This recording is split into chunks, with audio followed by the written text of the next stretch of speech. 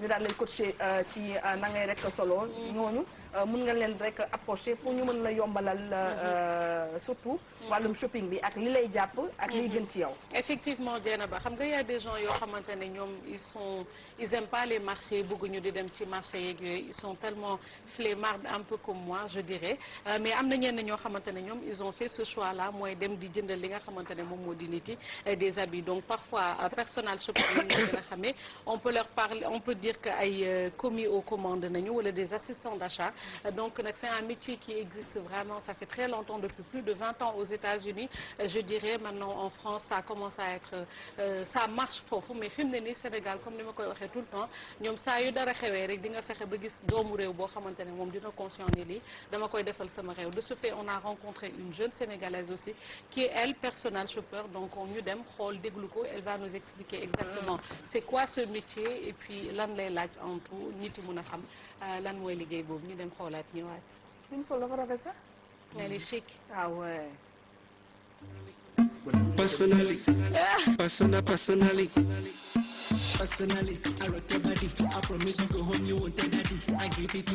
sama liggéey en fait mooy conseillère en image dañ koy wax coach ci solo mooy que damay gunge nit yi ci lu ñu sol lan moo leen jàpp ak lan lañu war a sol ak lu ñu warul sol selon milieu bi fi ñuy dem fi ñuy nekk fi ñuy liggéey nag di respecter nag ci seen budget c'est-à-dire pour man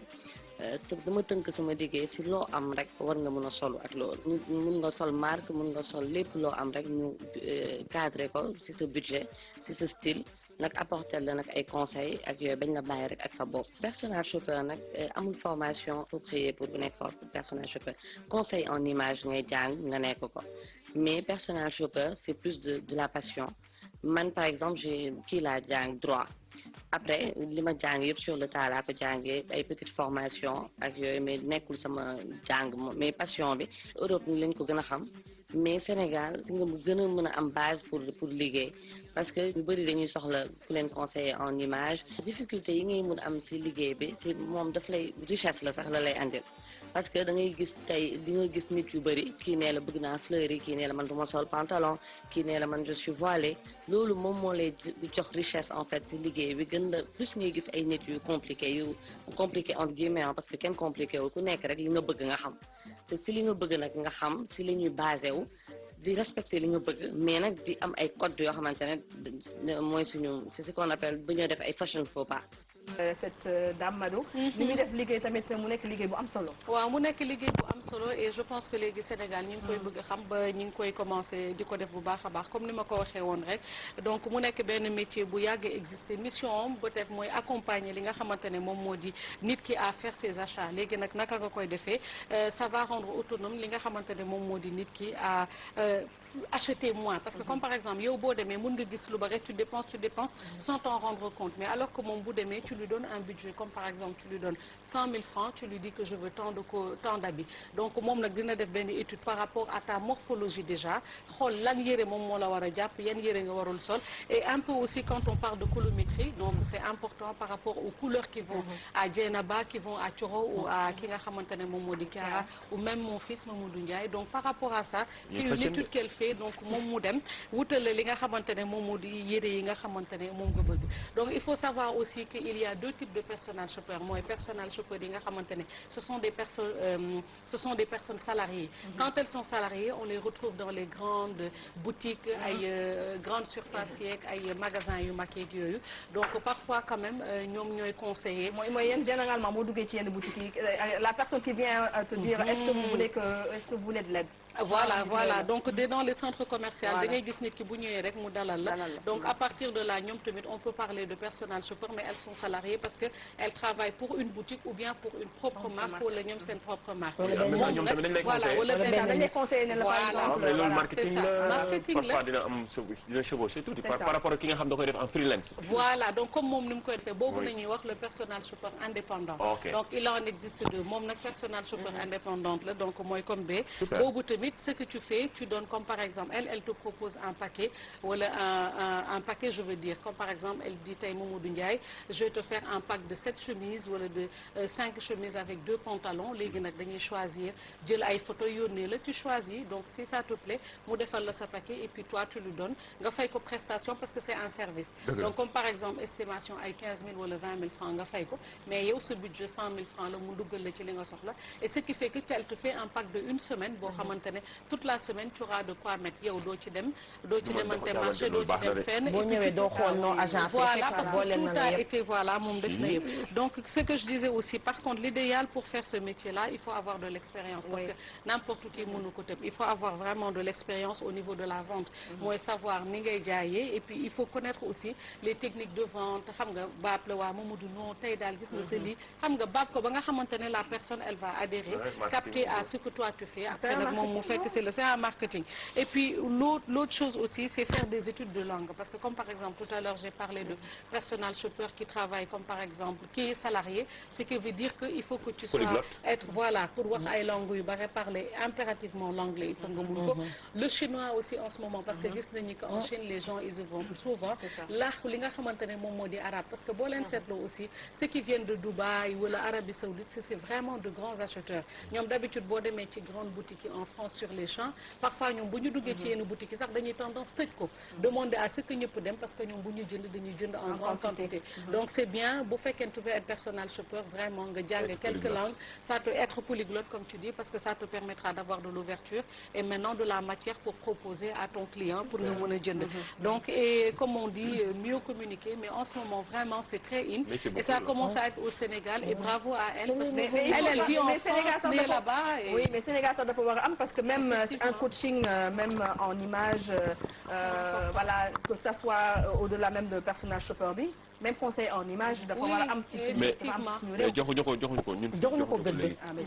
mais non mais ils ont commencé maintenant fan yii da nga koy gis tu as vu des gens qui essaient de trouver un coach pour maigrir la prochaine fois xam naa dinaa dem ci pense moom nit ñaa ngi koy def ñii ñi ngi wut ay coach yoo xamante ne par rapport à leur habillement nous qui faisons la télé on peut pas se permettre de mettre quoi que ce soit ou n'importe quoi on doit respecter les codes couleurs savoir comment s'habiller tu vois donc mais moom dafa war a def ça liggéey boobu ça moom je pense que l'intérieur voilà commencé nga ko déjà commencé naa ko quand même parce que même au niveau interne là yaa ngi ça moom j'ai un truc de la m'expliquer vas-y yaa ngi wax man ko mi ngi bëgg a wax ñu wax rek aca vas-y am na ñu ne dama la compter di ngeen fa toogoo xeex yéen ñaari maa ngi bëgg ñëw ma waa di nga gis ne mi ngi di coupé nga ko da nga ne en fait coaching bi ngay def en fait ça doit être un métier bi nga xamante ni même yow da nga ko war a xalaat waaw parce que damay conseiller tout le temps nit yi ci affaire u solo et tout ça donc même suñu autorités yi sax Mamadou Ndiaye dañ ko soxla ils ont besoin de ça non même suñu autorités yi sax dañ ko soxla voilà on avait une dame qui était ministre de c'est pas de la communication il y avait te mu santoon Ndiaye il y a une dame Aïssatou Ndiaye ou Nafissatou Ndiaye waaw daal j'ai oublié xaw na yàgg elle était petite de taille noire man j'ai eu à la rencontrer parce que boobu dama doon liggéey ci benn boutique mais tout le temps quand elle avait des sorties à faire elle venait elle me conseillait donc mu joxoon ma boppam pour ma koy defal looking je suis vraiment désolée j'ai oublié son nom parce que yàgg na ça fait presque 10 ans maintenant mais moom la tendance qu'on avait eu à faire c'était on travaillait avec le pagne tissé donc tout le temps bu génnoon sax ci kii wu ministère yi da nga doon gis dañ doon wax toujours ci sañ-sañ te boobu gënoon naa nekk xale maa ngi nekkoon Awaz mais bu ñëwoon ma ne ko tata il faut mettre ce style là ñuy jël pagne tissé doon jël léppi tout le temps noonu laa ko doon habillé te dama doon liggéey ak benn dame mais non mais c'est important li nga wax ni exemple bi mu yàggee moo tax loolu laa lay wax toujours gën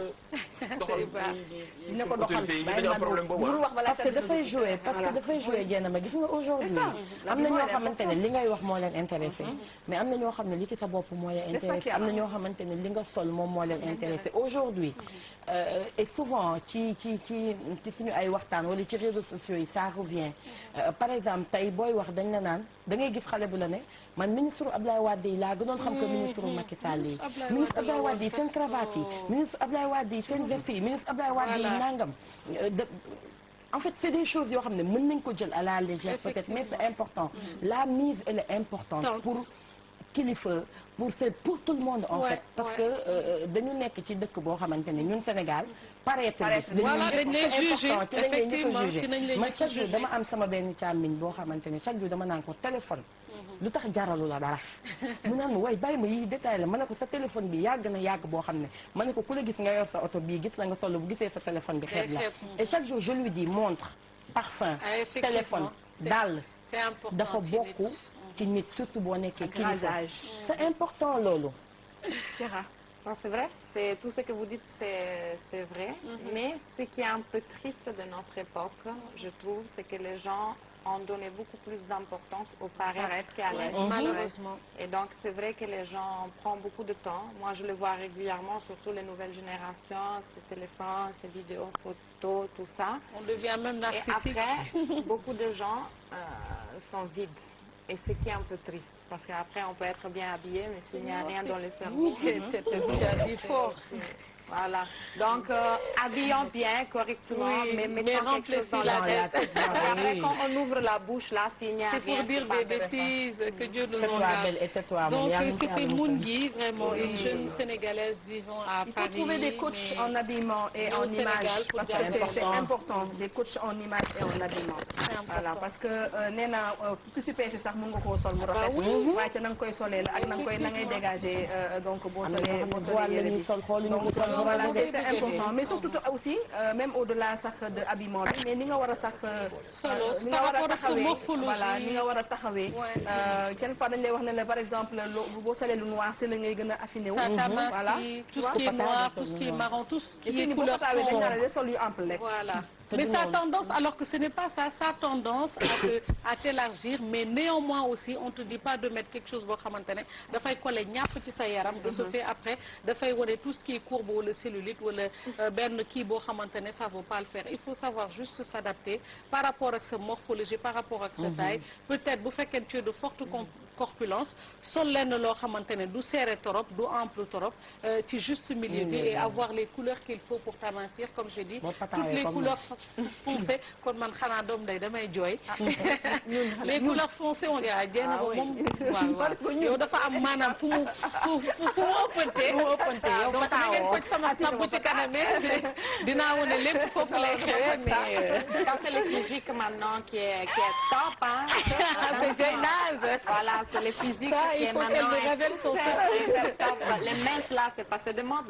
les minces moom ce n'est plus de mode moom les minces moom non en tout cas merci les minces ce n'est plus de mode hein yow moom sañoo ko wax. mais parce que lui il est de la vieille génération encore. qui est de la vieille génération. Mamadou Ndiaye xam nga luñ la waxul. xale yi daal ku ci xeesul da ngaa ñuul te ñëpp rafet. voilà loolu moom comme pour nous les femmes parce qu'il y a pas toujours des hommes comme pour nous les femmes un peu de viande. c'est mieux. dafa baax bëgg la jigéen day koy na important. Merci beaucoup Mado. Merci Mado pour cette rubrique.